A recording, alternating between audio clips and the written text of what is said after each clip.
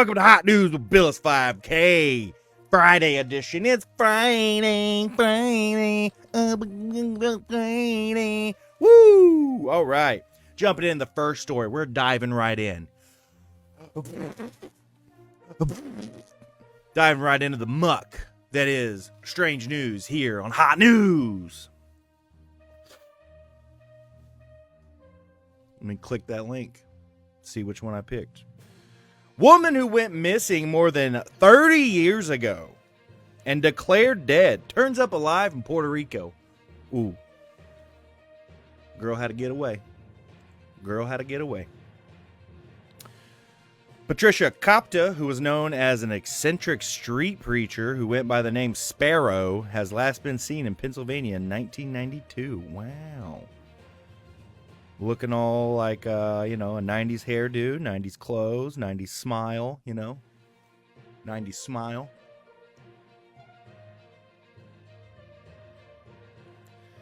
U.S. woman was declared legally dead after disappearing for more than 3 decades ago. Turned up alive in Puerto Rico, her family and police have said. Patricia Copta, now 83, had last been seen in Pittsburgh, Pennsylvania in 1992. Thank you so much for repeating yourself. Miss Copta. Mrs. She was married. Oh, she has dementia. Now I feel mad. Now I feel bad. I'm not mad. I'm mad at her disease. She's been living in a nursing home after she was taken in as a person in need 7 years after she disappeared. It's a relief she hasn't been murdered. One person said. Her husband, Bob Copta. Bob Copta. They probably thought he popped her and hit her body and stuff. Her husband, Bob Copta, said he had been married to Miss Copta for 20 years before she went missing. It's a relief knowing that she's not laying in a ditch somewhere and murdered somewhere. Wow. The 86-year-old added that his family suspected she may be in Puerto Rico, but she was declared dead around 25 years ago. The retired electrician also said he was consulted with a psychic about her whereabouts. Mrs. Copta has 2 sisters, a twin who died 6 years ago, and a younger sister who was relieved to learn that she's still alive. Mrs. Copta added.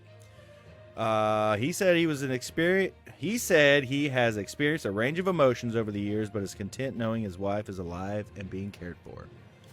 After 30 years, you're trying to forget about it. Now I can't forget about it. I wish I had the dementia. We know what happened, and she's taken care of now, he said.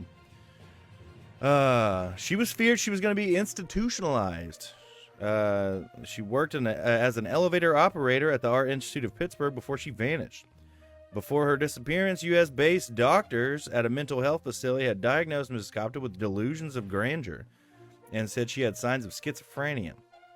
But Mrs. Copta was released from the facility and kept preaching until she disappeared, her family said. Mr. Colehep has said police believe Mrs. Copta fled the country because she was concerned with going to be institutionalized. Wow, okay. So, if you're going to be institutionalized for going a little bit batshit, maybe just try it. Maybe it's what you need. Or you go down to a different country and get completely lost and then end up just getting taken care of. I guess not a different country. I don't remember. It's America now? I don't remember. What? I don't know the rules of the world. Last year, she revealed information which caused a social worker at the nursing home to contact authorities in Pennsylvania. She just loved the ocean. Whether she knows me or not, I still want to see her and give her a hug and tell her I love her. Wow. That is cute. Sad. Uplifting. Not everybody that disappears is dead. So that's good. She finagled her way down to free healthcare, I would say. It's free because she's old. I think you get free stuff when you're old. I don't know. Do you know? He doesn't. It's just a mirror. All right, moving on. Next story. Hot news. Woo! Here we go. Moving on to the next story. Snakes, lizards, and desserts.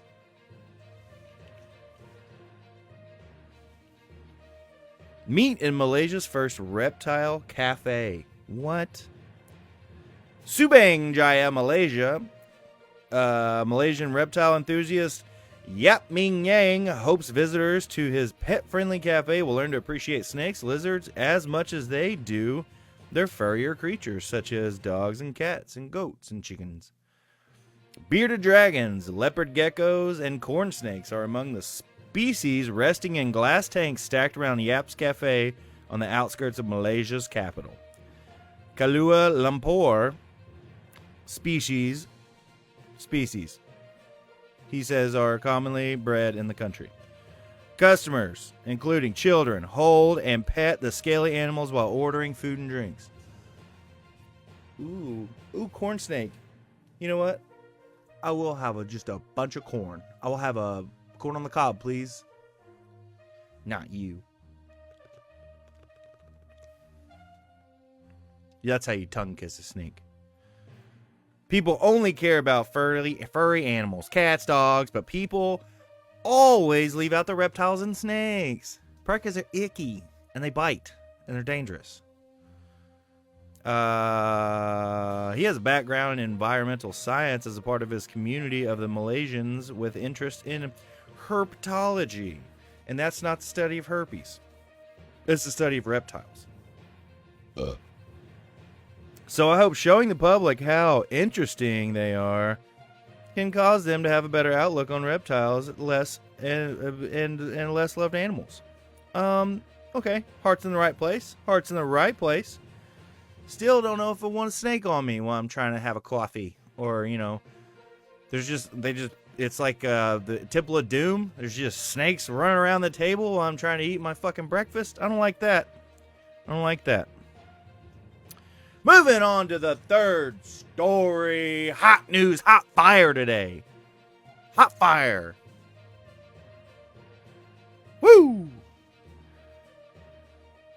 Spanish High Court backs man's right to walk naked in the street.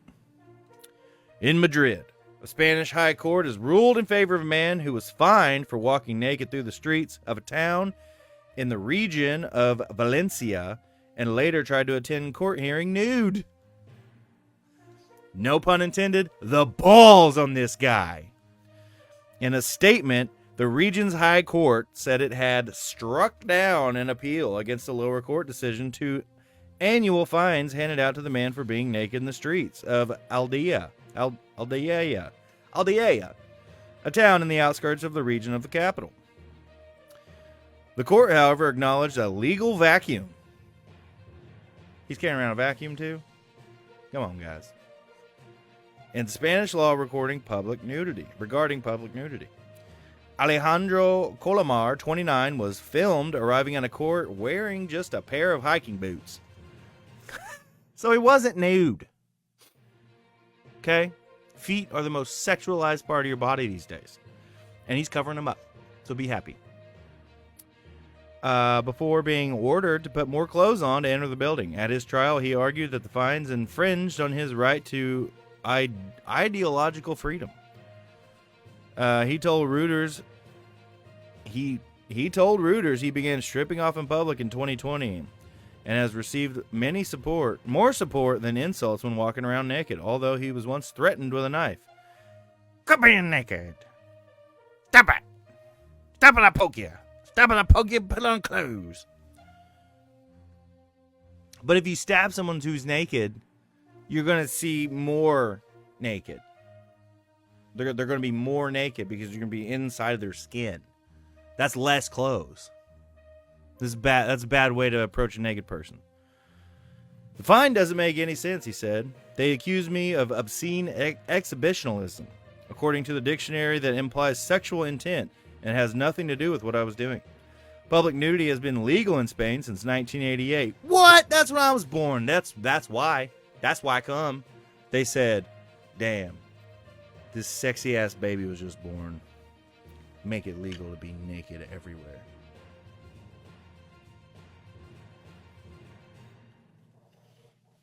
Anyone can talk naked. Anybody can walk naked. Anybody can talk naked. Done it on the phone thousands of times. Literally thousands of times. down the street without being arrested. But some regions have introduced their own laws to regulate nudism, especially away from the beach. The court noted that Aldea has no law prohibiting nudism.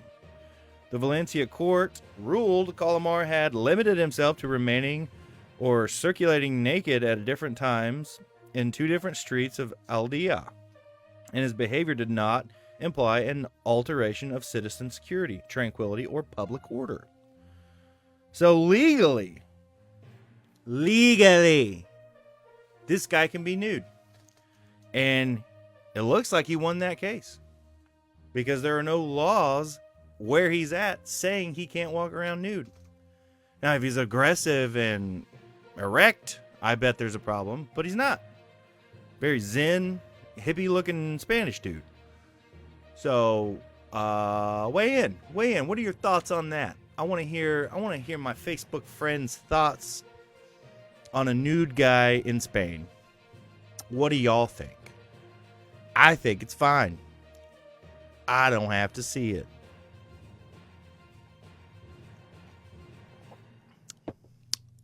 Because I'm in America.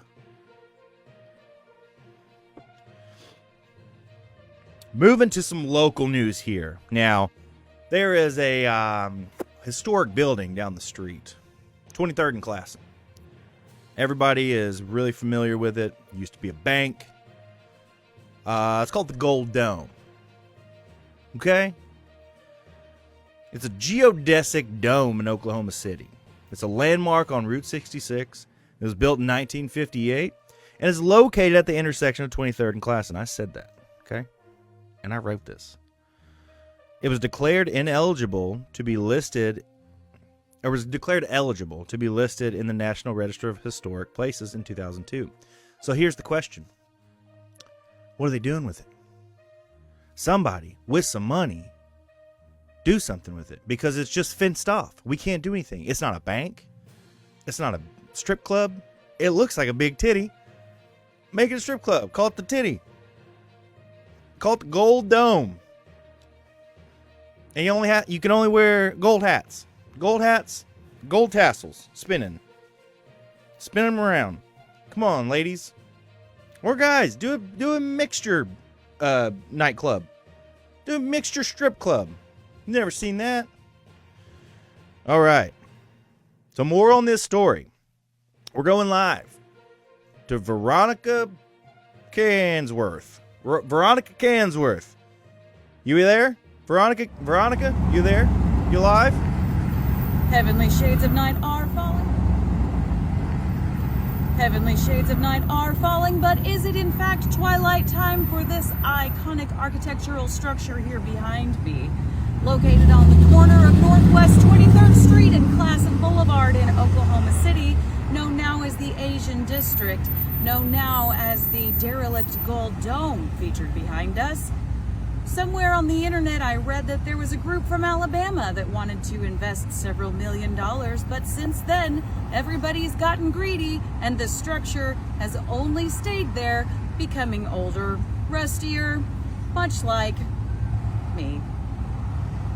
What will happen to the fate of the Gold Dome? Nobody knows. Please buy it and fix it. Fix it, please. Fix it. This is cold news. Let's get hot back into the studio. Back to you, reporting live from the streets, Victoria Simbersick. All right, we are back. Thank you so much, Veronica Cansful. Full cans on that Veronica. Wow. That's the cry for the public. Fix it. Make it into something. Do anything. Make it into a terrible burger place. We don't care. We want to go inside of it. Hot news! Woo! Moving on. Moving on to the next story of the day.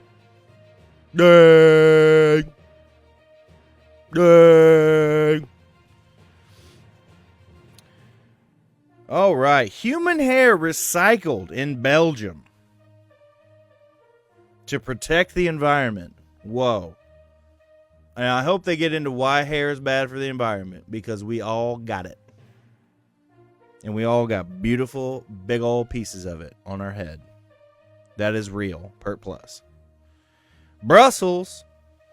Coiffeurs across Belgium are, I don't know if that's, whatever, are sweeping up and bagging hair clipped from their customers. Coiffeurs in Belgium? Is that haircut man? Does that translate to haircut man? And then handing it over to the NGO that recycles it to protect the environment. The hair recycle project feeds locks and tresses into a machine and turns them into matted squares that can be used to absorb oil and other hydrocarbonates polluting the environment. Or made into biocomposite bags. I'm not doing a grocery bag with all the random hairs in the world. Sorry. Not even if it's a free bag. Project co-founder Patrick Jansen explaining that 1 kilogram, 2.2 pounds of hair, can also absorb 7 to 8 liters of oil, hydrocarbons, said the mats can be placed in drains to soak up pollution and water before it reaches the river. Okay. Pictured here with a big old gross looking, looks like a big dreadlock, like a flat dreadlock. Our products are the most ethical as they are manufactured locally. They're not imported from the other side of the planet. We don't want no strange hairs over here. Keep your hairs. Do what you will with your hairs. Clog up your sinks and shit. We want our hairs, and we're going to use them to stop oil and make our water yum. They are made here to deal with local problems. The project says on its website that the hair has powerful properties. One strand can support up to 10 million times its own weight. And as well as absorbing fat and hydrocarbons, it's water soluble and highly elastic due to its keratin fibers. Isabella Volkidis, manager of the Heliode Salon in Brussels, is one of dozens of hairdressers across the country that pay a small fee to protect and collect their hair cuttings. Wow, you pay a fee to this place, and then you gotta sweep it up and bag it separate. It's like trash service. Like you gotta pay for them to come get your trash, and you gotta bag it up. You can't be like, hey, get y'all's ass out of that truck and come get in the kitchen and grab all this trash up. Fuck, I pay you for. What motivates me personally is that I find it a shame hair is nowadays thrown in the bin. When I know that so much could be done with it, she said, as she combed and clipped one of her customers' hair. At least it's not something grosser than hair. But you know what? I bet they get a lot more hair in their food over there, and that shit's gross. I don't mind finding a hair and going, puh, okay. Or finding a hair in my food. Oh, gross. That's fine. That's reasonable, and I understand it. When I'm chewing, and then I find a hair, and then the wad of food I have created unravels, and then it's 9 feet long, and then I go, made myself really gag. Yeah, that I don't like, and I bet there's an abundance of that shit over there, because you got hair floating around everywhere. You imagine working at that place? I hope they wear a mask just to not get hair all up in their face. Whew! Hot news! Moving on. Maine motorist appeal to keep their naughty vanity plate. It's naughty. The Maine plate. It's a naughty plate. A Maine vegan whose custom license plate contains the word tofu is one of the motorists caught in a state crackdown on vulgar tags because it says love tofu and he's vegan, LUVTOFU, but it also says love to F you. He's driving around with his kids. Car owners across the United States can pay an extra fee to customize a license plate, sparking creativity and personality, but causing headaches for state officials who have to decide what's acceptable. Maine had for several years allowed the people to just put any combination of letters and numbers on their vanity plates, including the words or phrases that other states would ban. But the state decided to change the course last year and recalled 274 plates it deemed inappropriate. Some people are fighting back. So far, the state has rejected all of the appeals, including one brought by a vegan whose license plate referenced tofu. It's my protest against eating meat and animal products, Peter Starostecki, the disappointed motorist, said after a Zoom session with the hearing examiner of the Maine Bureau of Motor Vehicles. Heather Libby and her best friend grudgingly gave up their matching license plate to contain the word for a female dog. Call themselves probably like bad bitch. Like little pink tags have bad bitch on it. What was that girl's car? Like a Sunfire? Like a black Sunfire with a pink tags had bad bitch. Maybe a little six shitter. Sunfire, I'm a bad bitch. People are so sensitive nowadays. I just think it's foolish. I can call myself a bad bitch if I want. And my Sunfire with my pink tag and my 6 gears. When the state effectively ended the review process for so-called vanity plates in 2015, some residents filled their plates with all manner of profanities, including F-bombs, either spelled out or abbreviated. Residents in the state, known for being laconic and even-tempered, soon were sporting uncensored plates pairing the F-word with snow, haters, and ALS, the incurable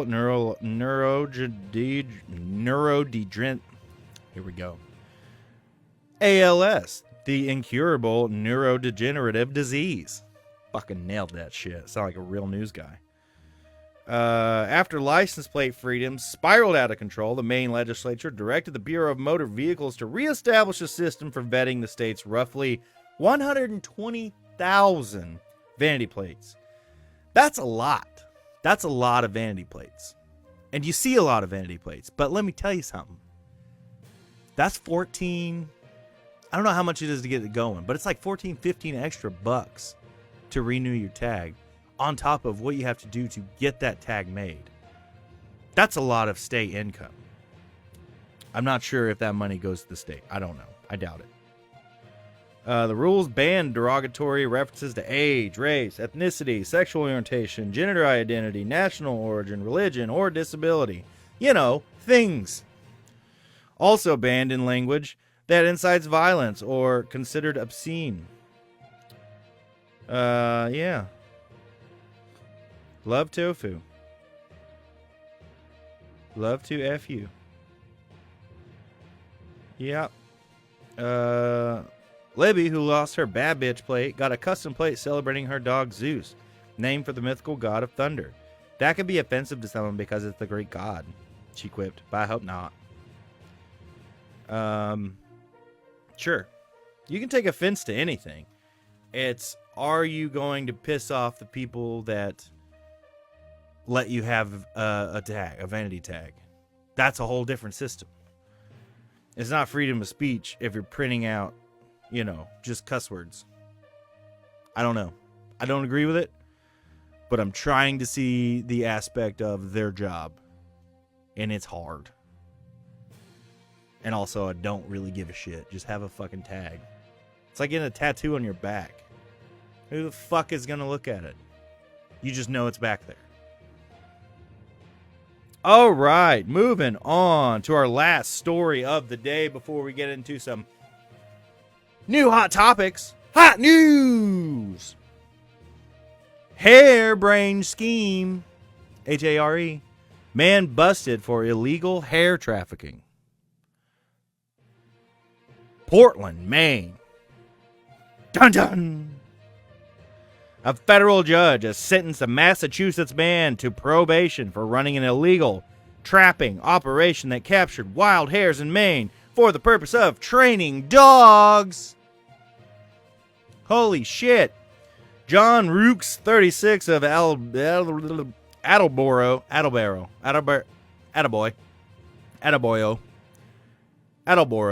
solicited Maine residents to trap snowshoe hares. Court documents show undercover investigators offered to trap the hares for money. Dirty old greedy money. And I lost my place. For money. Oh, he obliged. He said, "Fuck yeah, bring me that cash, dude. Give me that cash and them dollars. I mean, give me them rabbits, give me them hares, and I'll give you some money." Despite the fact he did not have a license or permit, they would allowed him to possess and transport the animals. Prosecutors said, "You need a license to catch a bunny, man. We're just gonna take over everything and own everything on the earth, and then these are my bunnies. I'll bring you a bunny if you sell it to me. Okay, here's the money. Thanks for the bunny. I bought it. FBI, you can't have that. Where's your documents to say that you can have that?" I bought it from that guy. Bought it from that guy that brought it to me. So possession's 9/10 of the law. So I thought it was his. Oh, it was wild, so it was no one's. So now I can have it? No! No! Because the rules were made up. Rooks wanted the hares for his beagle training and field trials in Massachusetts, prosecutors said. An investigator trapped hares on an island and sold them to Rooks for 4 separate occasions in 2021, prosecutors said. He was arrested in March 2022. He declined to comment. Why did this just load something dumb? Snowshoe hares are cold-weather dwelling hares and have large black feet and change color from brown to white in the winter. Maine's legal snowshoe hare hunting season runs from late September to early spring. But he's not hunting them. They might be dying from the beagles attacking them, but he's not hunting them. He's just buying them. You gonna tell me it's illegal to buy fucking mouses next? I know they're called mice. Mice next to feed your pet snake? To train your snake is illegal to buy mice? Get out of my own dad. Get out of the inside of my father. Moving on. That's hot news. That's all the hot news today. But moving on. We've got the movie pick of the week. Movie pick of the week.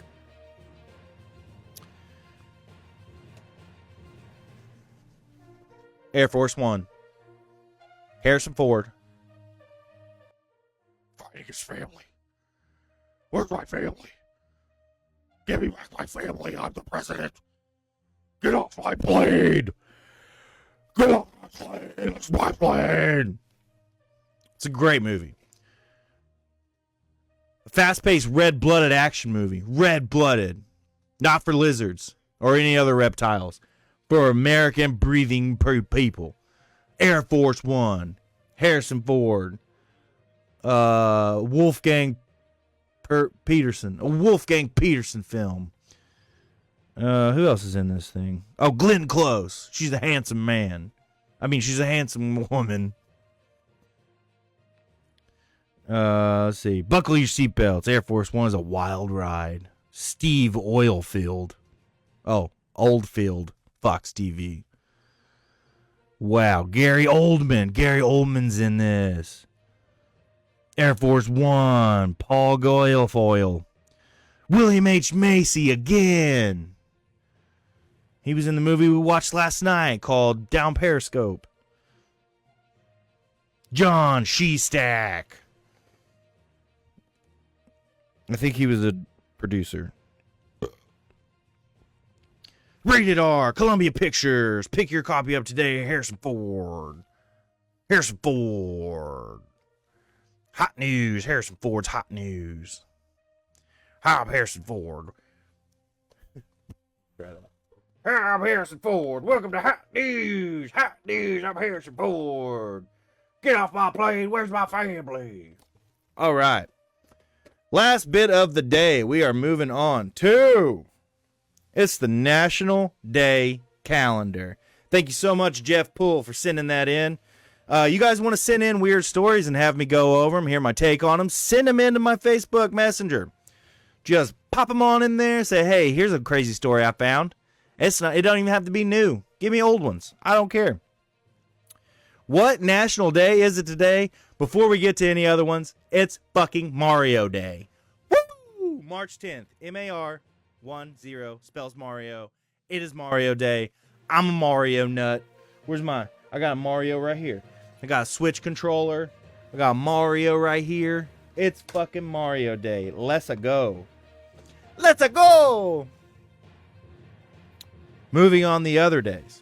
Today's International Bagpipe Day.